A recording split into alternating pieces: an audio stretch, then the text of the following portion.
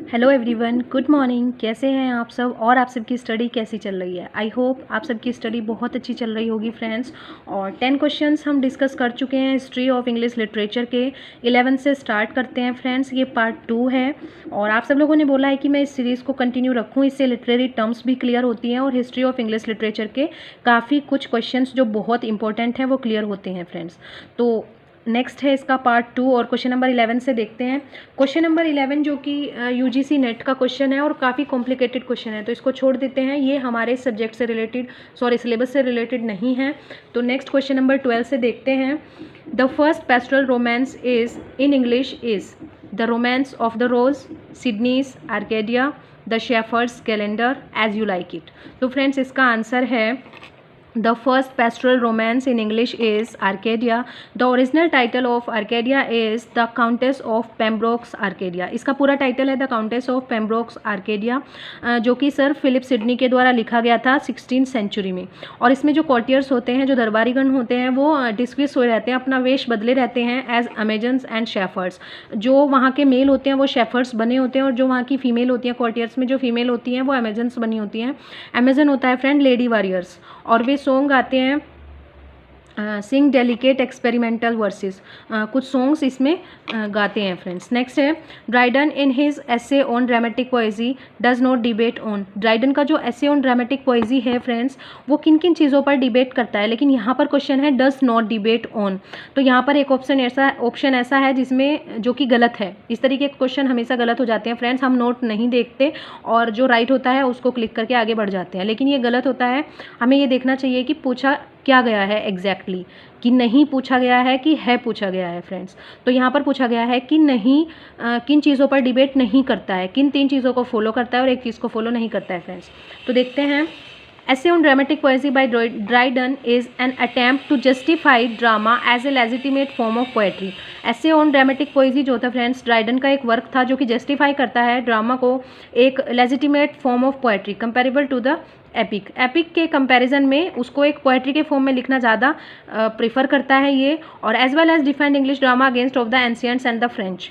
और जो English drama है वो एंशियंट्स के अगेंस्ट ये मानता है। जो जॉन ड्राइडन था वो एंशियंट के अगेंस्ट थे friends. In his essay Dryden does not debate on catharsis and poetic justice. अपने इस एसे में वो कैथारसिस और पोएटिक जस्टिस के बारे में नहीं डिबेट करते हैं फ्रेंड्स। कैथारसिस क्या होता है? ये टर्म कॉइन्ड बाय एरिस्टोटल। ये एक टर्म थी जो ट्रेजेडी में दी थी फ्रेंड्स एरिस्टोटल ने, जो कि एक प्रोसेस होती है रिलीजिंग स्ट्रॉन्ग और pent up emotions through art. जो स्ट्रॉन्ग इमोशंस होते हैं, पिटी और फियर, जो दया की भावना या फिर जो फियर स्पेक्टेटर्स के माइंड में आता है उस टाइम ट्रेजेडी को देखते टाइम, तो ये उस जो फियर है उसको रिलीज़ करने की जो प्रोसेस होती है उसको बोलते हैं फ्रेंड्स कैथारसिस। नेक्स्ट है in literature poetic justice is an idea from form of justice in which the good characters are rewarded and the bad characters are punished by an ironic twist of fate. Friends poetic justice क्या होता है? Poetic justice होता है किसी भी work में जो bad characters होते हैं उनको सज़ा मिलती है लास्ट में, और जो गुड कैरेक्टर्स होते हैं उनको रिवार्ड दिया जाता है। तो इसको बोलते हैं पोएटिक जस्टिस। नेक्स्ट है arrange the following groups of poet in their chronological sequence in relation to English literary history.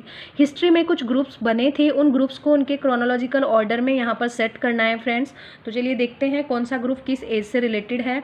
First है imagist poet, cavalier poets, movement poets और लेक पोएट्स। तो चलिए इनको देखते हैं। यहाँ पर एक्सप्लेनेशन में दिया है द कैवेलियर पोएट्स, उसके बाद है लेक पोएट्स जो कि रोमांटिक मूवमेंट्स रोमांटिक लिटरेचर से रिलेटेड थे फ्रेंड्स। 3 पोएट्स थे इसमें, आगे एक्सप्लेन करेंगे इसको। The imagist poet and the movement poets. First है cavalier poets. The cavalier poets were a group of writers from 17th century. Friends cavalier poets जो थे वो मिल्टन के टाइम के पोएट्स थे और 17th सेंचुरी में थे। In England who supported Charles first, जो कि चार्ल्स फर्स्ट के सपोर्टर्स थे इंग्लिश सिविल वार के समय पर। नेक्स्ट है lake poets. Friends lake poets कौन थे? लेक पोएट्स रोमांटिक रिवाइवल के पोएट्स थे, रोमांटिक लिटरेचर के पोएट्स थे, जिनमें William Wordsworth, S T Coleridge and Robert Southey, इनको तीनों को मिलाकर एक लेक स्कूल ऑफ पोएट्स बताया था। They belong to 19th century. The imagist poets. Ezra Pound is noted as the founder of imagine. Imagism के जो फाउंडर है वो एजरा पाउंड को माना जाता है, लेकिन first developed by English philosopher and poet T E Hulme. तो इसको डेवलप किया गया था टी ई हल्म के द्वारा और ये स्टार्ट हुआ था अर्ली 20th सेंचुरी में फ्रेंड्स। नेक्स्ट है the movement poets. The movement was a term coined in 1954 by J.D. Scott, literary editor of The Spectator।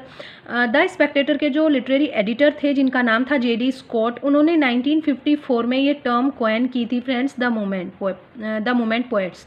और इसके कुछ जो पोएट थे वो थे Philip Larkin, Kingsley Amis, Donald Davie, John Wain and so on. और भी कुछ होंगे बट मेन यही थे फ्रेंड्स। नेक्स्ट है which among the following is the common convention of postmodern writing। postmodern writing इनमें से क्या कॉमन है उसके लिए? स्ट्रेट फॉरवर्ड प्लॉट्स और realistic situations, clear and obvious meaning, a respect for previous style and conventions, metafiction and intertextuality. तो इन सब में पोस्ट मॉडर्न जो लिटरेचर है उसकी क्या क्वालिटी है फ्रेंड्स? तो इसका ऑप्शन है D, post modern literature is a form of literature that is characterised by the use of metafiction.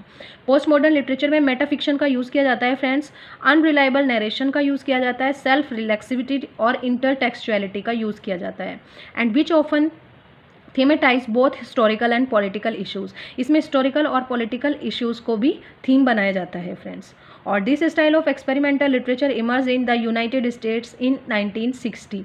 और ये जो स्टाइल था इस टाइप के लिटरेचर लिखने का पोस्ट मॉडर्निज्म 1960 में यूएस में स्टार्ट हुआ था फ्रेंड्स। नेक्स्ट है the post structuralist orientation of history is now emerging in literary studies. I characterise chiastically as a reciprocal concern with the historicity of text and the textuality of history is a statement by a new historicist। New historicism से question है friends ये, और ये किसका statement है यहाँ पर दिया गया है? Stephen Greenbelt, Louis Adrian Monstores, Clifford Gerst and Catherine Gallenger. तो ये किसका यहाँ पर है? बी, लुइस मोन्ट्रोस का यहाँ पर स्टेटमेंट है। Is professing the Renaissance the poetics and politics of culture claim that new historicism deals with the textuality of history. जो न्यू हिस्टोरिसिज्म था फ्रेंड्स वो टेक्सचुअलिटी ऑफ हिस्ट्री को फॉलो करता था, and historicity of text, while historicity of text refer the cultural specificity and social embedment of all modes of writing. यहाँ पर कहने का मतलब है कि टेक्सचुअलिटी ऑफ हिस्ट्री से आज के टेक्स्ट को रिलेटेड करना, और हिस्ट्रोसिटी ऑफ टेक्स्ट, हिस्ट्रियोसिटी ऑफ टेक्स्ट मतलब टेक्स्ट में हिस्ट्री को इंक्लूड करना ही यहाँ का इसका एक मेन पर्पस था। किसका मेन पर्पस था? न्यू हिस्टोरिसिज्म का। नेक्स्ट है post modernist typically argue that. Post modernist जो थे वो किस चीज़ के ऊपर आर्ग्यू करते थे, किस चीज़ को ज़्यादा मानते थे friends? Universalist narratives with attempt to explain the world are invariably false. The world is socially constructed in a variety of ways. Differences of viewpoint should be celebrated and grand narratives are useful source of information। यहाँ पर D option सही होगा friends. Post modernist typically argue that grand narratives are useful source of information. जो post modernist थे वो कहते थे grand narratives जो कि ग्रैंड नैरेटिव्स हैं, एपिक्स हैं, बने हैं, वो बहुत ही यूजफुल सोर्स होते हैं इन्फॉर्मेशन के। That truth is always partial and issue rather than being complete and certain. इनमें दिखाया जाता है कि जो ट्रूथ है वो पार्शियल होता है, ऑलवेज पार्शियल होता है, टोटली ट्रूथ नहीं होता है, at issue rather than being complete and certain. और कभी कंप्लीट नहीं होता है और कभी निश्चित नहीं होता है, हमेशा पार्शियल होता है, पार्ट्स में होता है। Which collection of essays by new historicist focuses on the romantic period. Rethinking historicism, critical readings in romantic history, the romantic ideology, a critical investigation, the new historicism, practicing new historicism। इनमें से कौन सा work जो है वो romantic period को focus करता है फ्रेंड्स? सबसे पहला वर्क है new historicism seek to find meaning in a text by considering the work within the framework of the prevailing ideas and assumption of its historical era. किसी भी work में new हिस्टोरिसिस्ट जो थे वो किसी भी वर्क में जो टेक्स्ट में क्या चीज़ ढूंढते थे? एक लिंक ढूंढते थे, हिस्ट्री इरा से लेकर जो एक लिंक होता था वो उसको ढूंढते थे। These critics focus on revealing the historically specific model of truth and authority, not a truth but a cultural construct reflected in A given work. और इस वर्क में इन्होंने रोमांटिक पीरियड को फोकस किया है। Rethinking historicism, critical readings in romantic history. Next है friends which of the following writers was not associated with the aesthetic movement during late 19th century. Late 19th century के इन writers में से कौन aesthetic movement से जुड़ा हुआ नहीं है friends. Aesthetic also the aesthetic movement was an art movement, ये एक आर्ट मूवमेंट था जो कि लेट 19th सेंचुरी में फ्लोरिश हुआ था फ्रेंड्स। और aesthetic value of literature music, इसमें आर्ट की और म्यूजिक की, लिटरेचर की एस्थेटिक वैल्यू के ऊपर फोकस किया गया है फ्रेंड्स। और इसके जो राइटर्स थे और इसका स्लोगन था arts for arts shake friends. और ये ओरिजिनेट हुआ था 1860 में इंग्लैंड में। A radical group of artist and designers, जिसमें इंक्लूड थे विलियम मॉरिस, दांते गैब्रियल रोसेट्टी, डीजी रोसेट्टी इनको शॉर्ट में बोलते हैं friends. It flourished in the 1870 and 1880, gaining prominence and the support of notable writers such as Walter Pater and Oscar Wilde. इनके जो famous writers थे वो थे Walter Pater and Oscar Wilde. और मैथ्यू अर्नोल्ड फ्रेंड यहाँ पर aesthetic moment से related writer नहीं है friends. Next and the last question of this part is the stream of consciousness method is not used by. इनमें से किसने stream of consciousness method use नहीं किया था friends. Nathan Asch in Pay Day, Conrad Aiken in Blue Voyage, Virginia Woolf in Mrs Dalloway और Rebecca West in Harriet Hume. इसका option है friends D. All the given authors have used stream of consciousness method in their work except option D. D जो option है इनको छोड़कर बाकी सब ने स्ट्रीम ऑफ कॉन्शियसनेस यूज़ किया है फ्रेंड्स। और ये वर्क है इनका Rebecca West in Harriet Hume.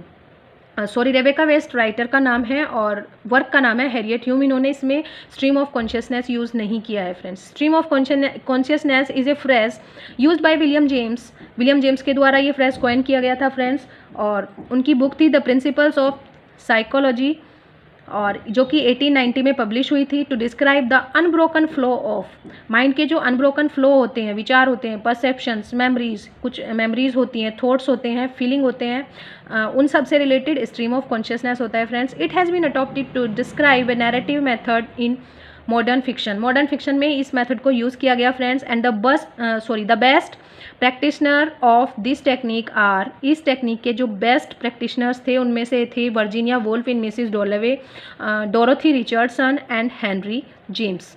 तो फ्रेंड्स ये थे पार्ट 2 के 20 क्वेश्चंस, 10 क्वेश्चंस सॉरी, ये पार्ट 2 था, तो 20 तक हमने कंप्लीट किया है। नेक्स्ट पार्ट में फॉलो करेंगे 21 से लेकर 30 तक। तब तक के लिए thank you so much and best of luck for your preparation friends.